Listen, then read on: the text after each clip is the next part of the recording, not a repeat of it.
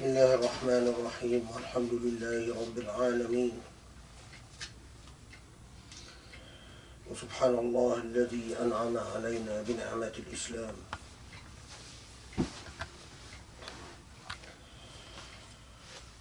والله أكبر.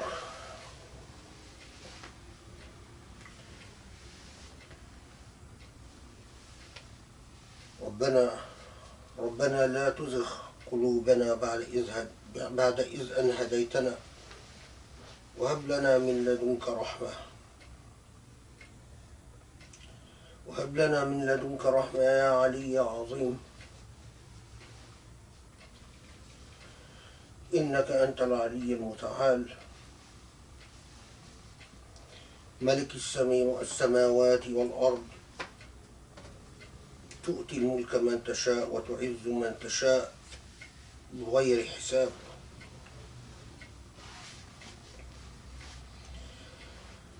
ربنا عليك توكلنا وإليك المصير إنك أنت التواب الرحيم. ونصلي ونسلم ونبارك على المصطفى الأمين النبي الخاتم محمد عليه أفضل الصلاة والتسليم وعلى آله وأصحابه ومن اتبعوا بإحسان إلى يوم الدين.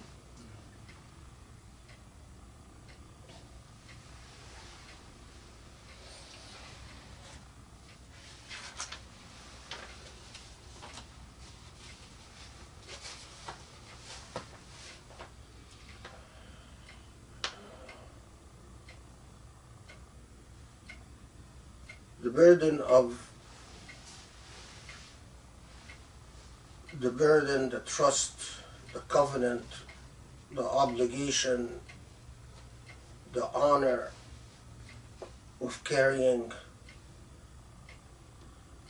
a divine message is truly monumental. If you are any human being in any affair that has to do with your existence, and you are entrusted to carry any type of responsibility, whether it is to your job, to your family, even a responsibility towards yourself, that's a serious matter. The very idea of a responsibility is a very serious matter.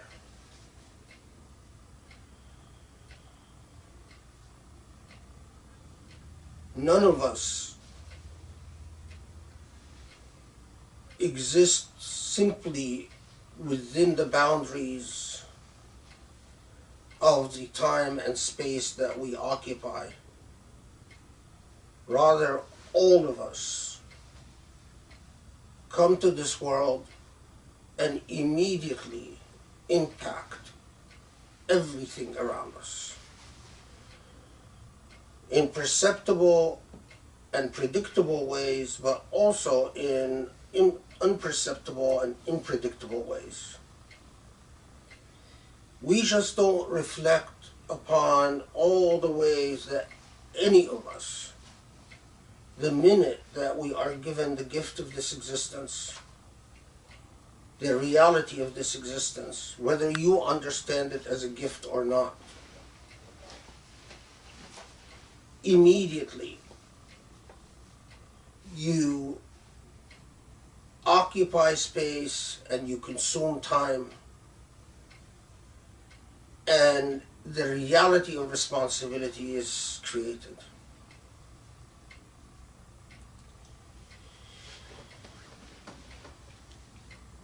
If you are a reflective and moral human being, you immediately start thinking about the ways that your existence impacts upon others and yes, impacts upon you yourself as an objective reality engaged by a subjective consciousness.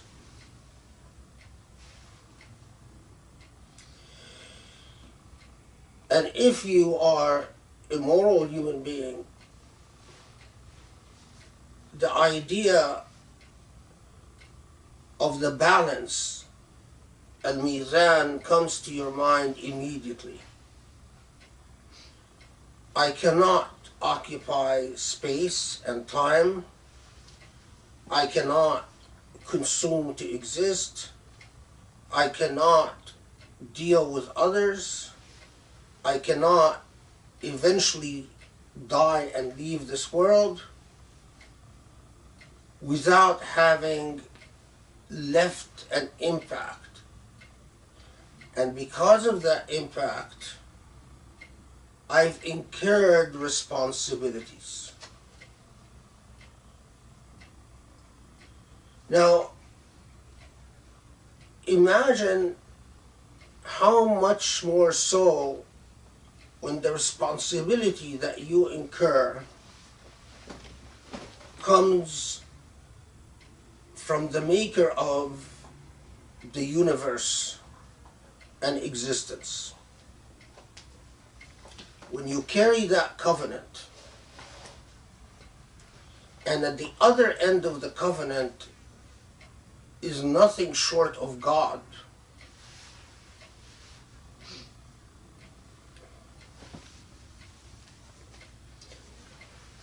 when you carry this covenant, and at the other end of that covenant is nothing short of God, the elements of logic, the basic processes of analysis tell you that you either honor this covenant or you degrade this covenant, you breach this covenant, you violate this covenant. And because in contract logic, your contractor, your contracting party is with God, God's self,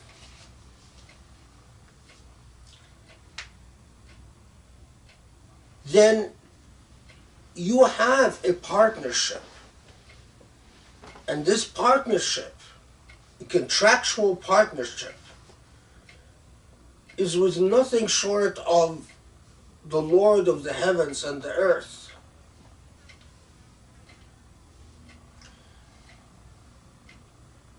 Now, think about all the implications of this. I come to existence, I come to the realization, and that is what faith is, that's what Iman is, that I have a covenant and a contractual relationship, and at the other end of that contractual relationship is nothing short of God.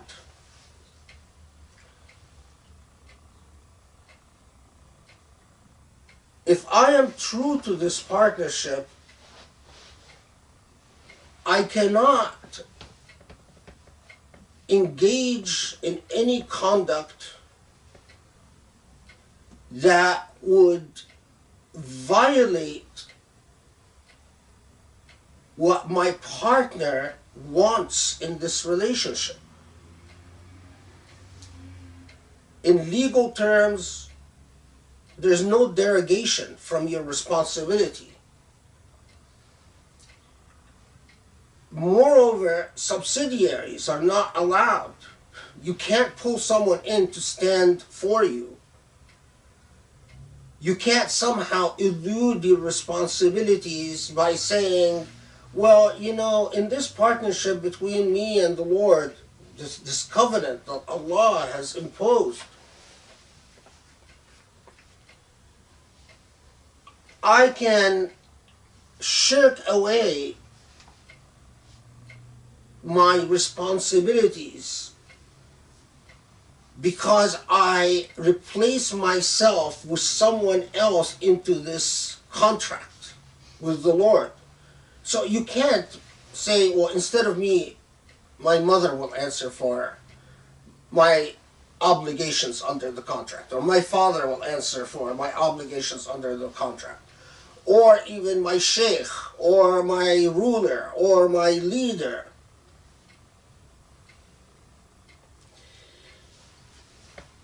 All contracts are built on good faith. All contracts are built on good faith. This is like the element of Iman in a contract. If you don't have good faith, no amount of writing will prevent a breach of the contract. This is a critical point, because we often forget this in our faith. If you don't have good faith, no amount of text, of writing, will prevent a breach of the contract. No amount of text will prevent a human being who has a contract with the divine, and in fact any contract with anyone, if they don't have that element of good faith. Now, what is good faith here? It is khuluq. It is ethics. It is the basic ground rules for an authentic survival of your covenantal relationship with Allah. So, when Allah, for instance, tells us, وَتَعَاوَنُوا عَلَى الْبِرِّ وَالتَّقْوَى, وَتَعَاوَنُوا عَلَى الْبِرِّ وَالتَّقْوَى, وَلَا تَعَاوَنُوا عَلَى الْإِثْمِ وَالْعِدْوَانِ. So here, the terms of the contract. وَتَعَاوَنُوا, cooperate with one another, work together. Work together on what? Al-birr. Now, al-birr is a wonderfully meaningful word. Al-birr is the essence of justice, but also kindness. There is no birr if you have a right and I don't give you your right, or deny you your right, then birr doesn't exist. That is why we say birr al-walidain. Birr al-walidain meaning being kind and gracious to your parents. Why do we call it birr? Because you are not just giving them their due, but you do so with generosity. So if you only give the bare minimum to satisfy rights, that's not birr. And birr is a remarkable expression. If I cheat you and I take away what is owed to you, there is no birr. If you give me a loan and I abscond and run away and deny that I owe you anything, there is no birr. If I am driving and I hit your car and I damage it, and then I go and just keep driving and I hide and don't tell you that I hit your car, there is no birr. Al-birr is one of these quintessential good faith words. Bir gives you a license, for everything that is good and beautiful. So Allah tells us, work together on bir and taqwa, and the sincerity of belief. Everything we do in society must be conducive to honesty in good faith, honesty in conviction.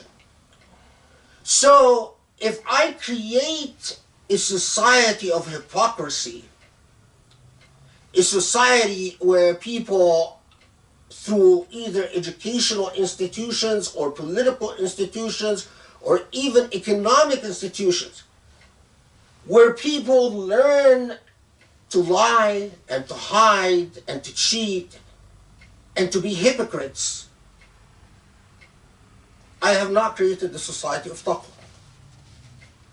Society of taqwa is not the superficial performance of religious obligations, as many people think.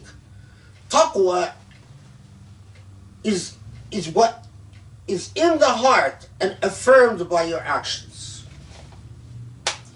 So when Allah tells us, وَتَعَاوَنُوا عَلَى الْبِرِّ وَالتَّقْوَى وَلَا تَعَاوَنُوا عَلَى الْإِثْمِ وَالْعُدْوَانِ, and don't work together on perpetuating wrongfulness and aggression. If there is a good faith element in my covenantal relationship, in my contractual relationship, I know my partner in this relationship wants me to work together on bir and taqwa and not work together on what is wrong and what is aggression. If there is good faith, then immediately the question becomes, well, we must live a diligent existence that searches out for what is wrong, what is ithm. Sometimes ithm is clear. Don't drink alcohol. Don't steal. Don't kill. We know that all this is ithm. But a lot of times ithm is sinister and subtle. Like when Allah says, keep your promises. Don't lie. Don't cheat. Think of human ingenuity and all the myriad and different ways that the human mind can justify lying and cheating and can justify a deceptive path. Even more so is aggression, al-adwan. When Allah tells us, إِنَّ اللَّهَ يَأْمُرُ بِالْعَدْلِ وَالْإِحْسَانِ, Allah commands you to seek out and establish justice and goodness. Now, again, if there is no good faith, words don't matter. If you don't have on the other side of the contract a person who is willing to take in the terms of the contract of al-birr and al-taqwa and al-adl and ihsan, then the entire relationship doesn't work. This is why I keep emphasizing again and again an ethical approach, because without an ethical approach, you don't learn the art of good faith dealing. If you don't start approach Islam from the foundations, as a morally and ethically vigilant religion, no amount of writing will create your good faith. So those people who say, I approach Islam with a blank page, and I will read the text, and the text will tell me what to do. This is like saying, I don't know what my contractual relationship is about, but I'm going to read the contract and just implement the cold letter of the contract. You fail. Islam, its explosive thrust, not from the time of Muhammad ﷺ, from the time of Ibrahim. Read the seerah of Ibrahim and all the prophets, and even before, even the seerah of Noah and the seerah of Salih, the Arab prophet, or Shu'aib, who predate Ibrahim. It is a consistent, ethically vigilant message. The message is the liberation of the human being, because if Allah is owed ubudiyyah, no one else is owed ubudiyyah. This is why the Prophet ﷺ taught us that human beings are equal, black and white, Arab and Persian, like the teeth of a comb. This is why Umar ibn al-Khattab, with his innate sense of good faith, said, متى استعبدتم الناس وقد خلقتهم أمهاتهم وقد ولدتهم أمهاتهم أحرارا. Who gives you the right to enslave people? And they were born free. This innate. This is why the people who flocked to the message of the Prophet Ibrahim alayhi salam, and the message of the Prophet Ismail, and the message of the Prophet Ishaq alayhi salam, and the message of the Prophet Yusuf alayhi salam, and the message of the Prophet Isa alayhi salam, and the message of the Prophet Muhammad alayhi salam, the people that flocked, the first people to flock to these messages, were often the most moral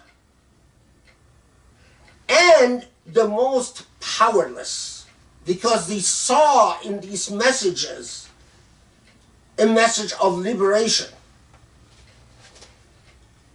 What is consistent is the message of monotheism that directs the human being towards justice as the sustainer of the scales of the universe.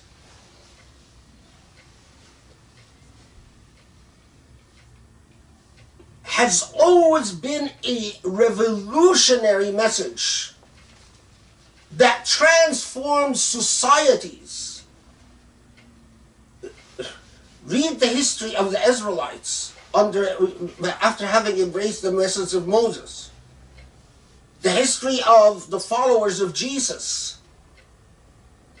If we put the Trinity aside, but the way that religion became a revolutionary force against an imperial elite class that lasted for centuries. And of course, the message of Islam. This is why it is very dangerous to approach our faith like lawyers, the very logic of jurisprudence is that you search the text for through a technical methodology of exploration and investigation. But that methodology doesn't always include a moral vision. And that's very dangerous. And in my view, that's a bad lawyer as well as a bad Muslim.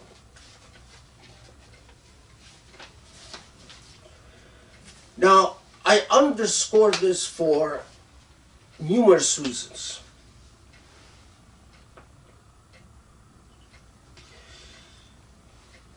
I have given many examples in the past of why you absolutely need to raise your ethical sense and awareness before even dealing with the text. Because if the text tells you, work together for birr and for justice and for goodness, that's all the text can do. But if in your heart you have no notion about what justice is and what ihsan is, what goodness could look like, or what justice could look like, tell me, how can the contractual relationship work? How can that covenant work? If you, inside yourself, you are a defeated human being who no longer believes in justice,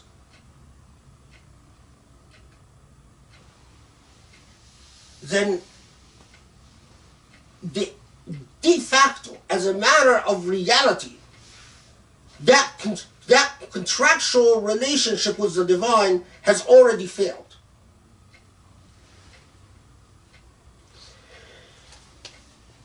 Let me even take you a bit closer.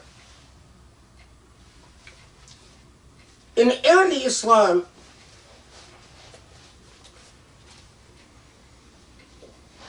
upon the death of the Prophet ﷺ, there was a huge political controversy.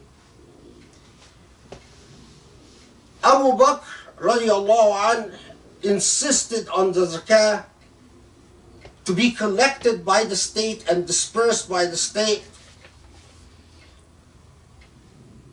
There was a rebellion against them in the forms of the wars of Ridda.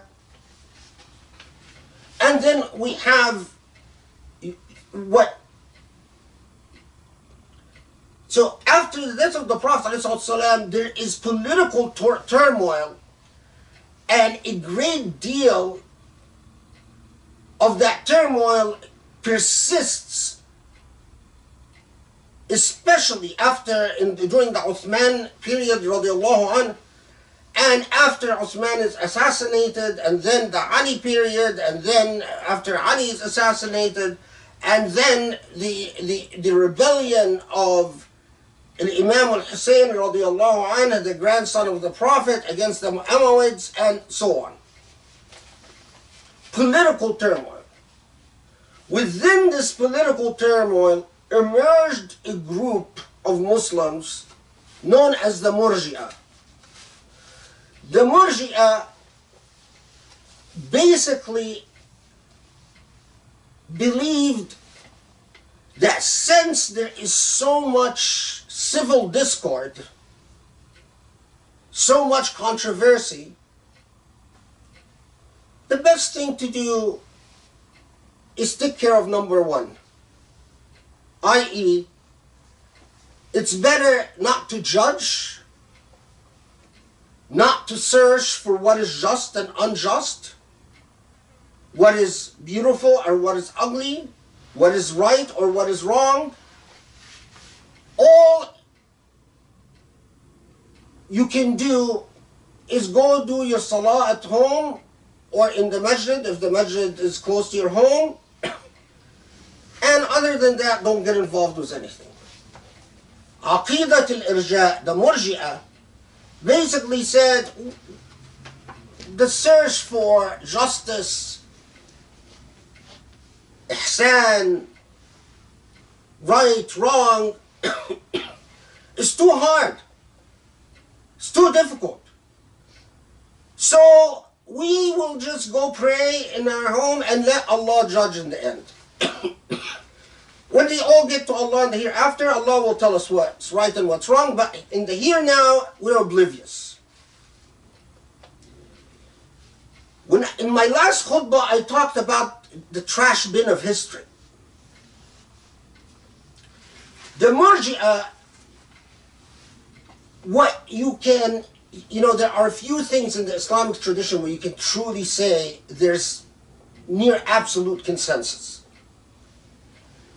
Everyone understood the danger of the Murji'ah because they emptied the Islamic faith of any, under the guise of avoiding political conflicts, they emptied the Islamic faith of any moral content. Under the guise of avoiding politics, they also made religion a very personal affair in which society can be extremely unjust, extremely poor, extremely corrupt. That doesn't affect us. We're not involved with any of that. Very much like in our modern age. In Egypt, you see people, because of the corrupt Sisi government, you see videos of women and children and men eating out of the garbage piles, in the streets, eating from the garbage. Al-Burhani, the head of the Salafi group, one of the Salafi groups, one of the major Salafi groups in Egypt, says, we can't judge Sisi, we can't judge corruption, we can't judge it. And not only Burhani, but even the Azhar, and even Dar al-Ifta.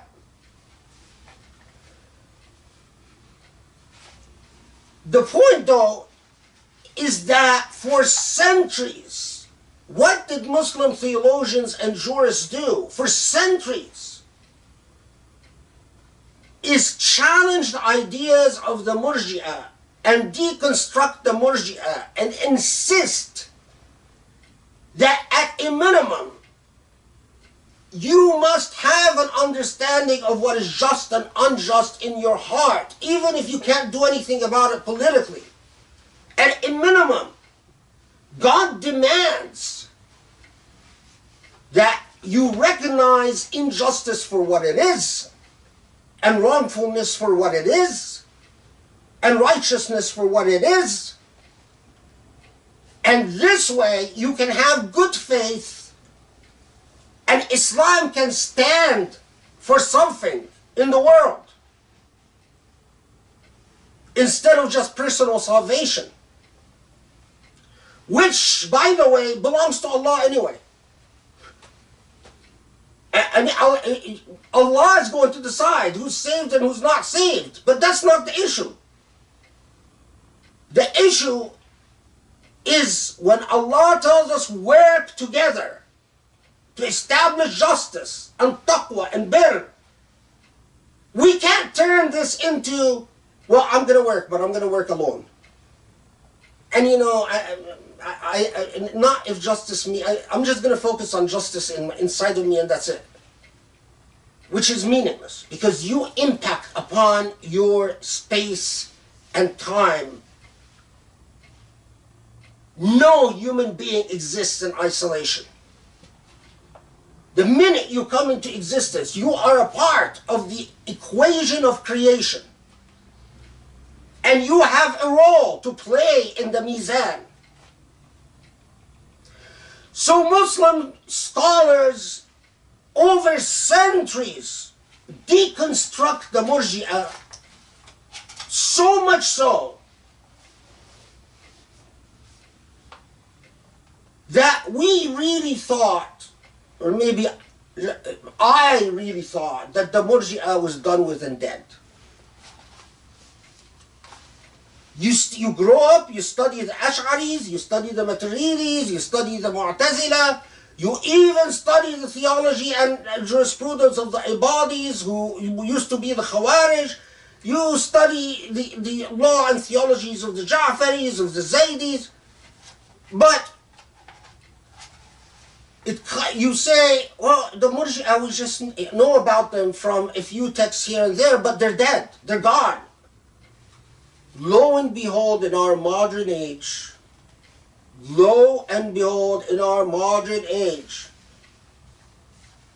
you have the Salafi Madkhalis,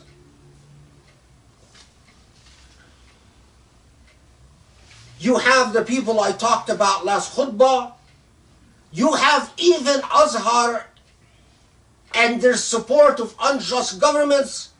And it's not that they are just supporting unjust governments. They're telling you, who are you to judge? They're telling you, if you say to an unjust ruler, you are unjust, you have committed a sin, and you are a terrorist because you are practicing political Islam. So the Prophet ﷺ tells us the biggest jihad, al-jihad al-akbar, the biggest jihad is to stand before an unjust ruler and say, you are unjust. But the Murji'ah of today, the Jamis and the Madkhalis and the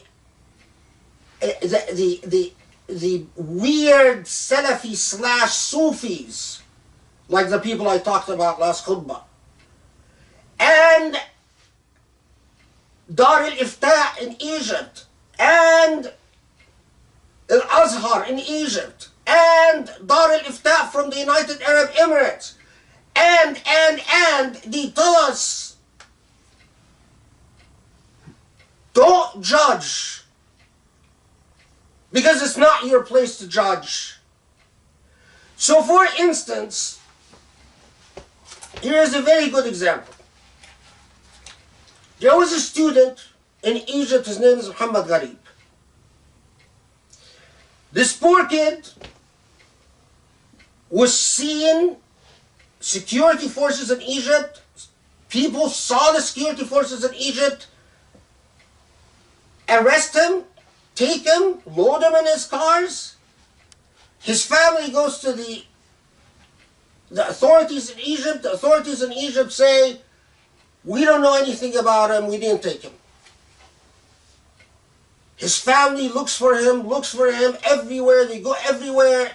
They get leaks from inside that he's being held in one of the worst prisons in Egypt. Okay, this goes on for 6 months. Suddenly, this just a few days ago, the Egyptian government announces it has killed 9 terrorists in an anti-terrorist operation. Among them is the student Muhammad Gharib.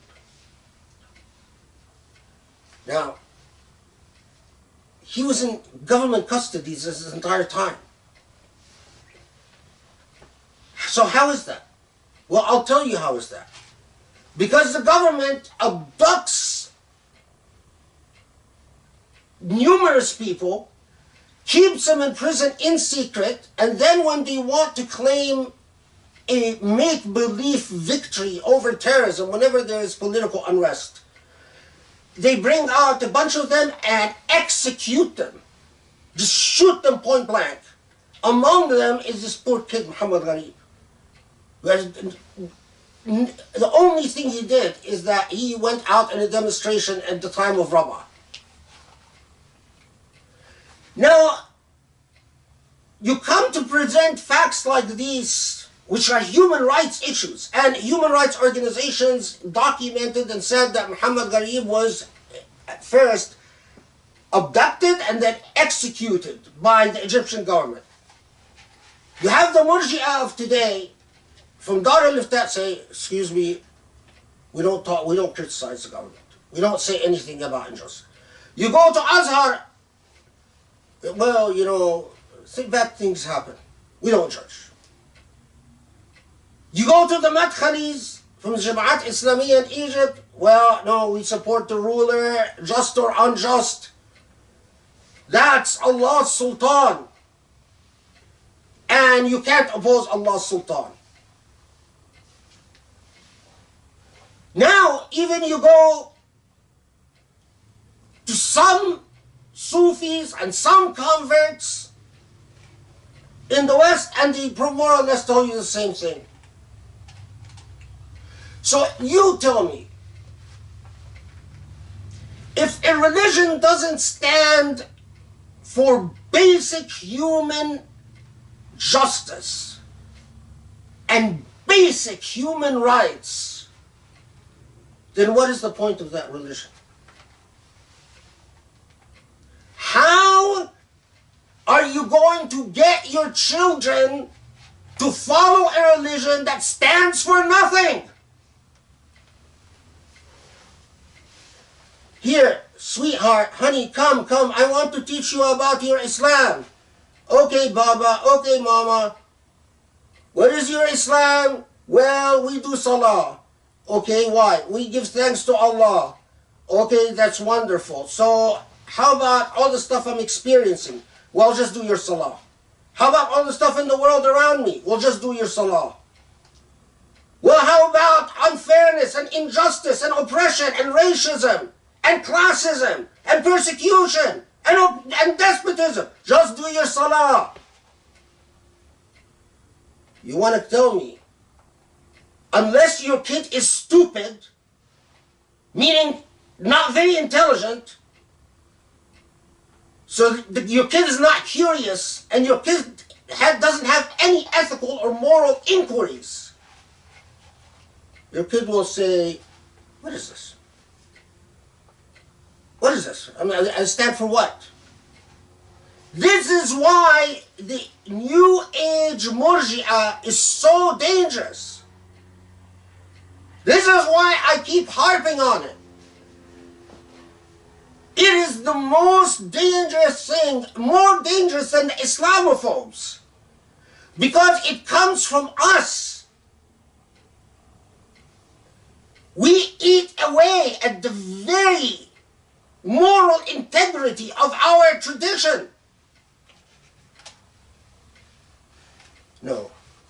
When Allah tells me work together to establish justice and goodness, the good faith requirement for discharging any contract or covenant tells me I must take it seriously. Allah didn't say establish justice for yourself. Allah said work together to establish justice. So my good faith commitment makes me say, let's look at the elements that allow us to establish a just society. And that is in no instruction book in the Quran and Sunnah. That is a matter of scientific and rational exploration and inquiry. Because all human beings share in the social sciences that can investigate and establish justice. It's something that all human beings can share.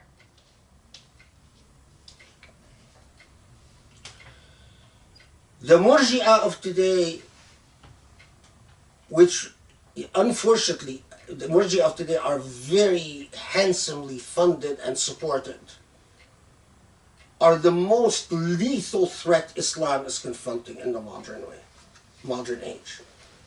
أقول قولي هذا وأستغفر الله لي ولكم وصلى الله استغفر لكم. بسم الله الرحمن الرحيم والحمد لله رب العالمين وسبحان الله العلي العظيم والله أكبر الله أكبر ونصلي ونسلم ونبارك على محمد النبي المصطفى الأمين وخاتم النبيين. اللهم شفعه فينا يا رب.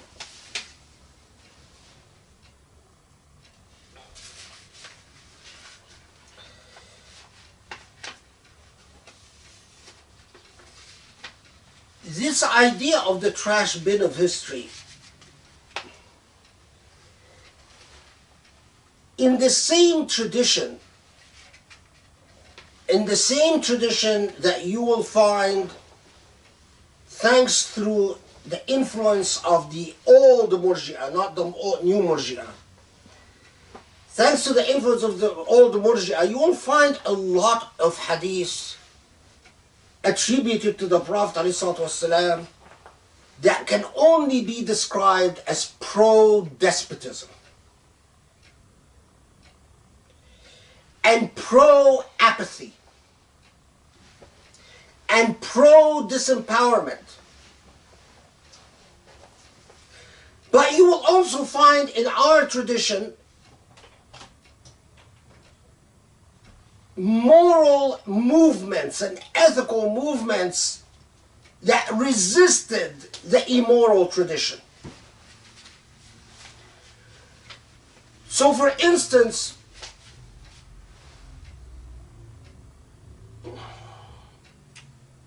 I don't remember who is it that said, من دعا لسلطان جائر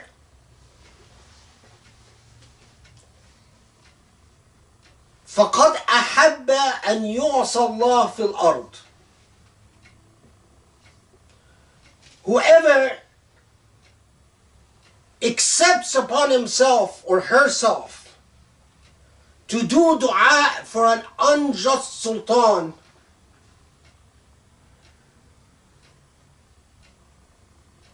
then it is as if this person has accepted, indeed likes the fact that Allah is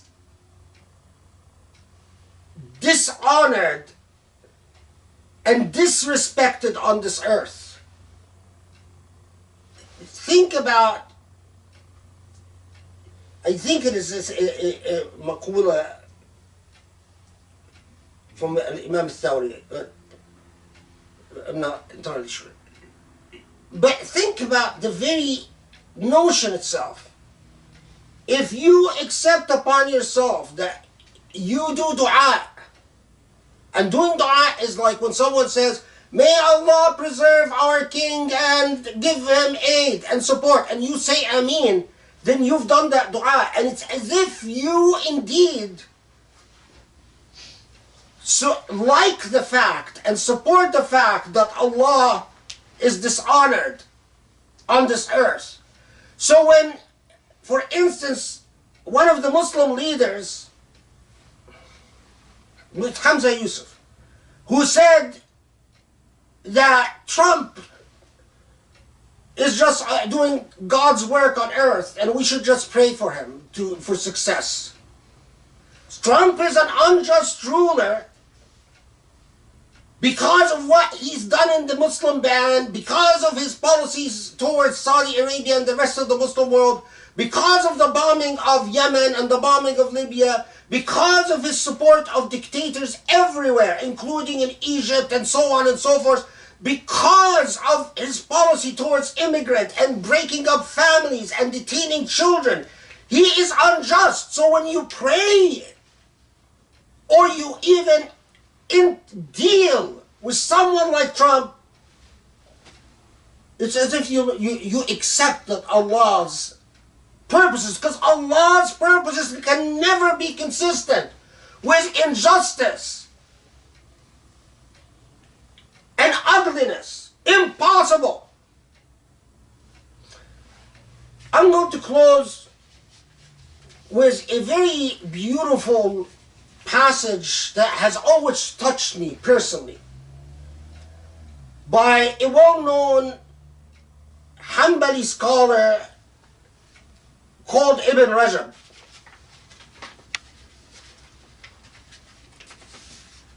I think I noted it. So Ibn Rajab, Ibn Rajab is quoted in an earlier jurist called Ibn al-Mubarak. Ibn al-Mubarak, as cited by Ibn Rajab, says He's talking about scholars and their relationship with power. And I'm going to very quickly read it in Arabic and then translate it.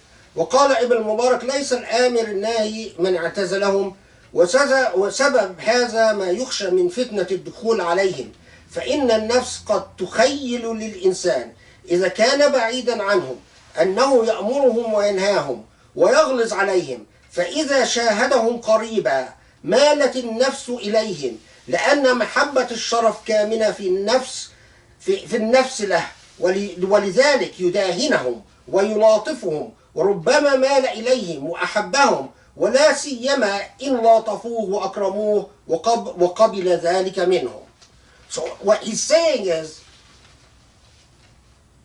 that the problem with scholars and power is that often scholars start out telling themselves, I'm going to work with unjust rulers because I am going to confront them and reform them. You start out telling yourself, I'm going to do a good job. I am just getting close to them so I can give them sound, powerful advice. I'm going to get them to change their ways. But then you're sucked in. You get close. And when you get close, Ibn al-Mubarak, as quoted by Ibn Rajab, tells us, it's very common. If you get close, they start flattering you, praising you, giving you gifts. And before you know it, you start modifying and taking down not just your criticisms, but even in your own heart and mind. You say, well, maybe they're not bad.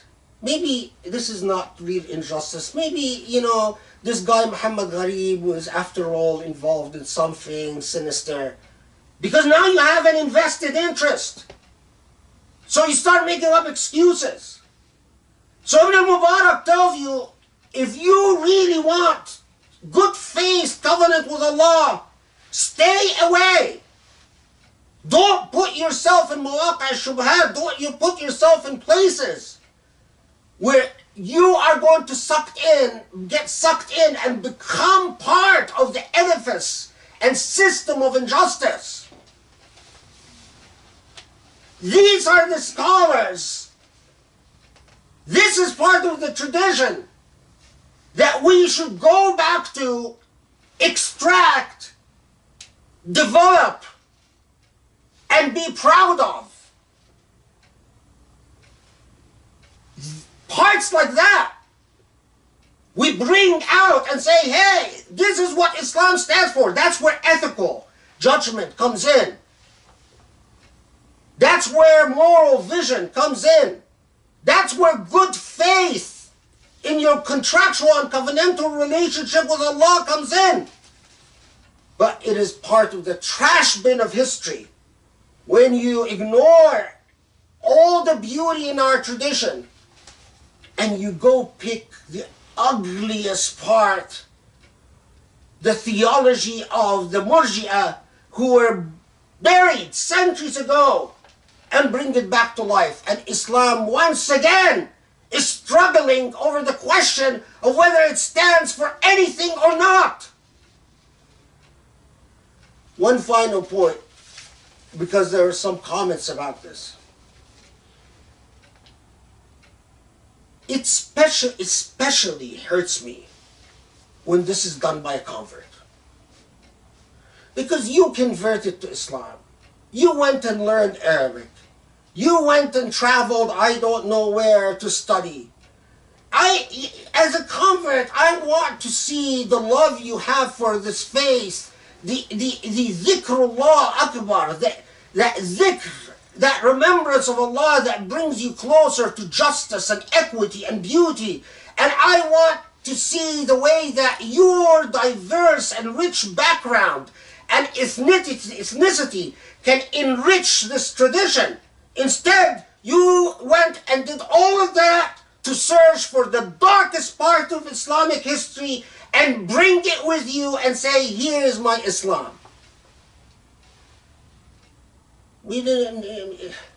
That's sad. Just it breaks your heart.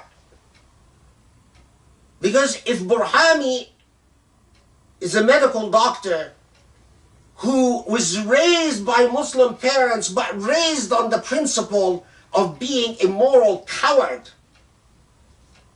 and raised his uncle or father was arrested by the Egyptian security forces and tortured so severely, when he saw the way his father or uncle were tortured, something broke inside of him, and he became a professional hypocrite.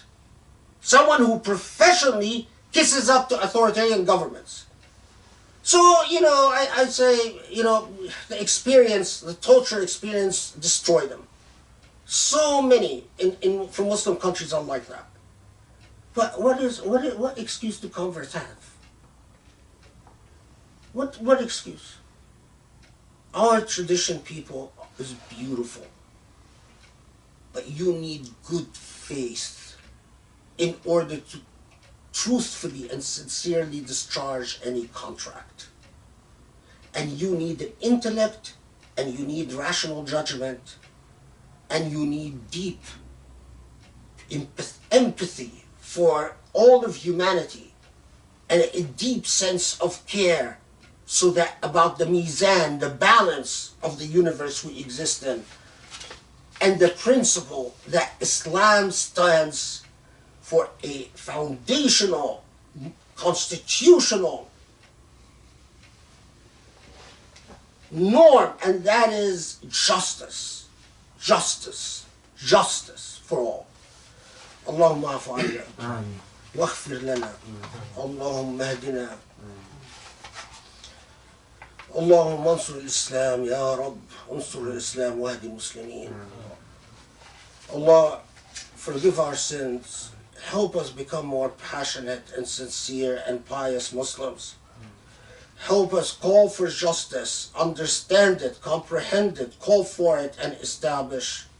Help us be just towards others and just towards ourselves and just towards our family and just towards our society and just towards you, Ya Ali, Ya Azim, Ya Rabbal Alameen, wa aqim as-salam.